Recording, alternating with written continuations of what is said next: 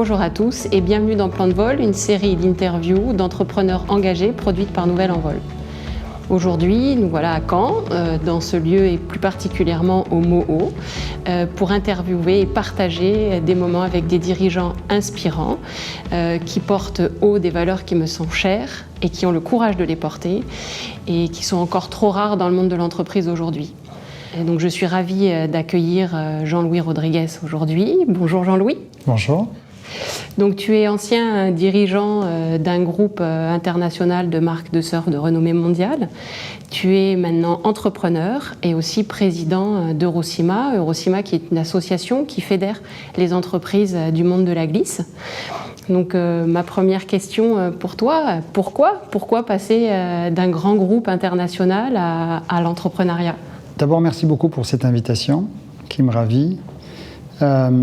Pourquoi ? Tout simplement parce que je voulais donner un autre sens à ce que j'avais fait jusqu'à maintenant. En effet, j'ai toujours été dans le monde de l'entreprise, dans des grands groupes que j'ai dirigés. Et plusieurs fois, ça m'a trotté dans la tête d'avoir ce changement et de me lancer moi-même sur des projets qui me tenaient à cœur et de les faire avec des personnes qui me tenaient à cœur. Voilà pourquoi, essentiellement, j'ai pris ce virage. Qu'est-ce qui te permet de réussir ce nouveau défi ? Je pense qu'un petit peu de maturité, énormément de connaissances de ce que l'être humain peut amener, puisque pour moi, il y a une chose qui a toujours été essentielle dans mes décisions, c'est que la réelle valeur des entreprises, c'est les hommes et les femmes qui la composent. Et donc, au-delà de ton statut d'entrepreneur, tu es surtout un grand humaniste. Et dans ce cadre-là, tu as accepté la présidence d'Eurocima. Quelles ont été tes motivations, justement, pour faire ce choix ? J'ai eu deux motivations essentielles. La première, c'est que ce monde, du monde de la glisse et de l'action sport, a été extrêmement important dans ma vie d'homme. Et en fait, ma volonté était de redonner à ce milieu, à cette filière, ce qu'elle m'avait donné. C'était la première raison.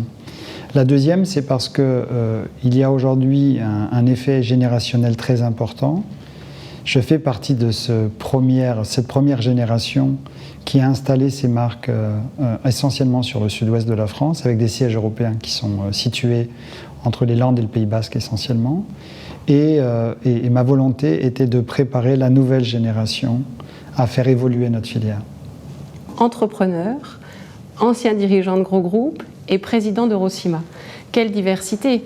Comment tu arrives à t'organiser en termes de management pour réussir à évoluer dans ces différents mondes? Bon, c'est une question d'organisation en fait, puisque ce que je fais, c'est que en général, vis-à-vis des sujets et des timings de l'année, on a des événements, par exemple avec Eurocima, qui sont prédéterminés 12 mois à l'avance. Et de par ce fait, je me cale vis-à-vis de ça. De la même façon, et toujours par rapport à Eurocima, je démarre mes semaines avec l'équipe, on fait un point sur la semaine précédente, et on a une approche vis-à-vis de la semaine qui arrive, ou du mois qui arrive, avec les grands objectifs qu'on s'est fixés. Sur la partie entrepreneur en elle-même, j'ai un certain nombre de clients, de toute taille, et donc en fonction des sujets d'actualité du mois ou de la semaine, je m'organise par rapport à ça, et de même avec mes voyages. Pour moi, ce qui est très important, c'est que je sois très très proche de ces projets et très proche des gens avec lesquels je travaille à l'intérieur de ces projets. Et donc, pour rester dans ces différents univers, est-ce que c'est possible d'avoir les mêmes valeurs quand on est à la tête d'un grand groupe, quand on est entrepreneur et quand on est président d'une association ? C'est tout à fait différent. Surtout que dans l'aspect grand groupe, il y a un certain nombre d'acteurs extérieurs à l'entreprise, un fonds d'investissement, des partenaires financiers, etc., qui viennent, faire partie de l'environnement de décision qui est celui du dirigeant.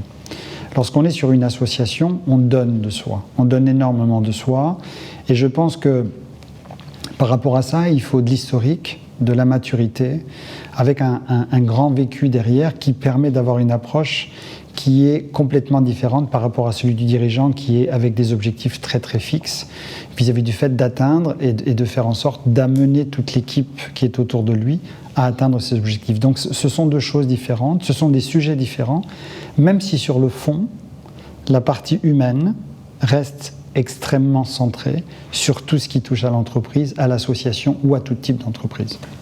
Par rapport à ton rôle dans Eurocima, tu dois être en contact avec le monde politique, que ce soit national ou régional, pour défendre les entreprises de la glisse. Comment tu t'y prends ? Dans mon dernier poste de dirigeant du grand groupe pour lequel je travaillais, j'ai été amené, surtout au niveau régional, à rencontrer un certain nombre de décideurs. J'ai appris de ce monde. Et surtout, je me suis rendu compte qu'il y avait un décalage important entre le monde économique et le monde politique. Mais malgré tout, ils se doivent de travailler ensemble, puisque si on arrive à faire en sorte de juxtaposer les forces des uns et les pouvoirs de décision des autres, on arrive à ce moment-là à une mixité qui est très importante. Comment je l'ai fait ? À nouveau à travers le rapport humain. C'est-à-dire j'ai créé des rapports avec ces personnes, ces décideurs du monde politique, en faisant abstraction de qui ils étaient et par rapport aux partis auxquels ils appartenaient. Moi, ce que j'essaie de faire, c'est de défendre le territoire, la filière pour laquelle j'ai été élu président, et dans lequel, en mettant justement ensemble, autour d'une table, ces partenaires politiques, parce que pour nous, ce sont des partenaires politiques, et les différentes entreprises, en fonction des projets qu'il peut y avoir, ou d'un événement particulier, on arrive à ce moment-là à avoir de très bons résultats. Donc tu sais, pour me connaître un petit peu, que j'affectionne particulièrement les rapports humains et l'environnement, et je pense qu'on se rejoint de ce côté-là. Donc pour toi, quelle est ta vision de l'entreprise de demain sur ces domaines-là en particulier ? C'est un vaste sujet. Je pense que l'interview serait trop courte, ou sera trop courte pour en parler. Évidemment, c'est aujourd'hui, ce qui est la politique RSE, en particulier ce qui touche à l'environnement, est un point essentiel. De plus, dans la filière pour laquelle j'ai œuvré pendant de nombreuses années, et j'œuvre encore aujourd'hui, ça va de soi qu'on est dans un triptyque sport, nature et bien-être. Et à partir de là, l'environnement est très important.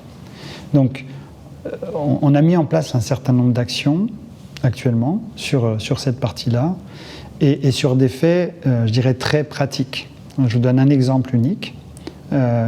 Notre filière livre aujourd'hui sur le marché européen à peu près 40 millions de produits textiles qui sont tous emballés dans une poche plastique qu'on appelle un polybag. J'ai démarré un projet avec l'équipe il y a 2 ans pour travailler avec des chercheurs et faire en sorte qu'on évacue ce polybag et qu'on ait un produit soit recyclé, soit recyclable qui vienne moins entacher la nature. C'est un des exemples parmi d'autres sur lesquels on travaille actuellement. Alors justement, comment aides-tu cette gestion humaine et environnementale dans les entreprises que tu accompagnes ? Moi, personnellement ? Oui. Ce que j'essaie de faire très très rapidement, c'est de comprendre dans l'environnement dans lequel je suis et surtout de voir qui est qui dans l'entreprise. Qui va apporter de la valeur ajoutée, qui va être critique dans le sens positif du terme et qui va aider à porter les décisions qu'on doit prendre pour améliorer la situation dans laquelle l'entreprise ou ce client est en particulier. Donc j'ai une grande phase d'écoute très rapide. J'ai, je pense, une chance de ce côté-là, c'est que j'arrive à analyser très rapidement la personne ou les personnes qui sont en face de moi.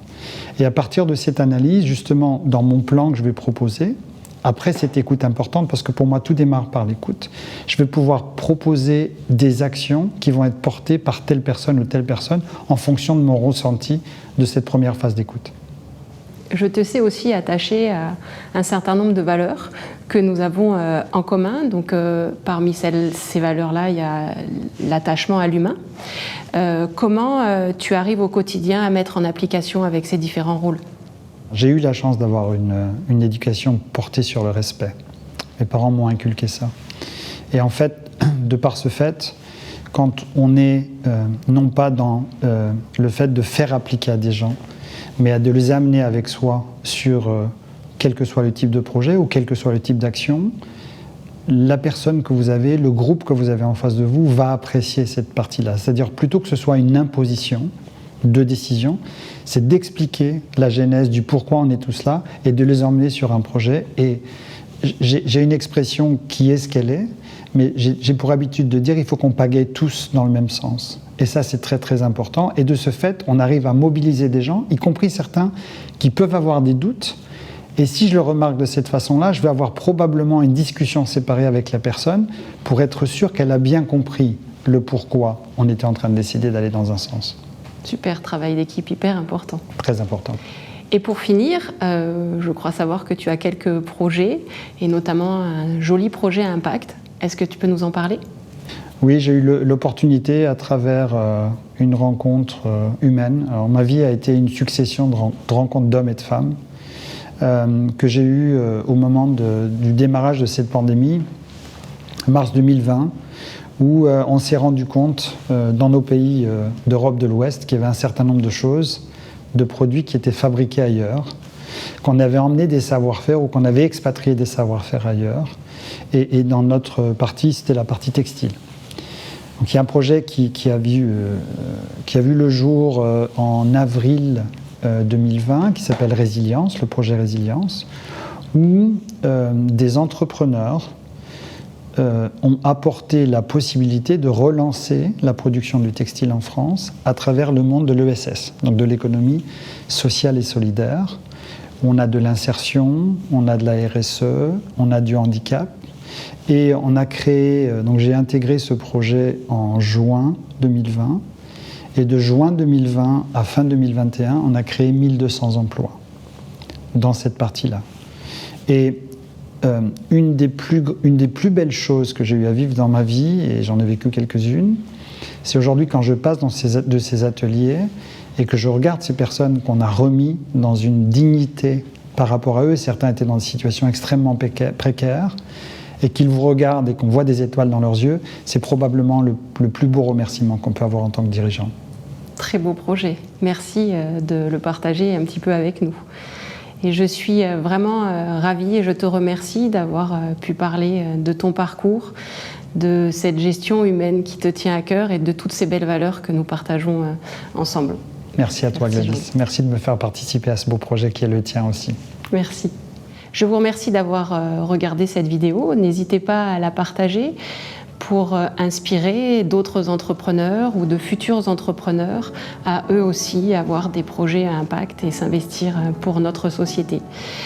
Merci à vous tous et à bientôt pour un nouveau plan de vol.